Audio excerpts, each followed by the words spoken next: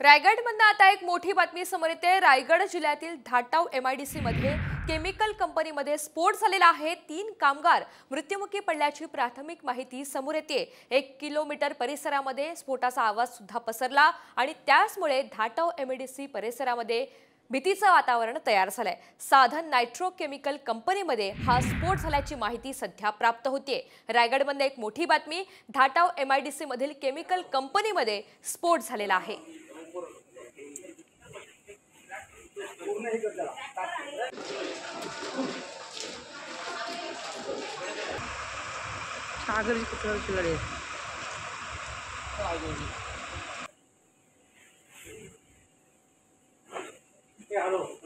रायगडमधून आता एक मोठी बातमी समोर येते। रायगड जिल्ह्यातील धाटाव एमआयडीसी मध्ये केमिकल कंपनीमध्ये स्फोट झालेला आहे। 3 कामगार मृत्युमुखी पडल्याची प्राथमिक माहिती समोर येते। 1 किलोमीटर परिसरामध्ये स्फोटाचा आवाज सुद्धा पसरला आणि त्यामुळे धाटाव एमआयडीसी परिसरामध्ये भीतीचं वातावरण तयार झालंय। साधन नायट्रो केमिकल कंपनीमध्ये हा स्फोट झाल्याची माहिती सध्या प्राप्त होतीये। रायगडमध्ये एक मोठी बातमी, धाटाव एमआयडीसी मधील केमिकल कंपनीमध्ये स्फोट झालेला आहे।